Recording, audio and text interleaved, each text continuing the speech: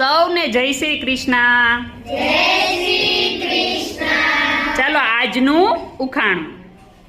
એવું તે શું છે જેની આંખોમાં જો આંગળી તમે નાખો? એવું તે શું છે જેની આંખોમાં તમે આંગળી નાખો તો પોતાનું મોઢું ખોલી દે? ચાલો આવડી ઊંચી આંગળી કરો. જગદીશભાઈ. કૂતરો. મગર. મગર નહીં આવે.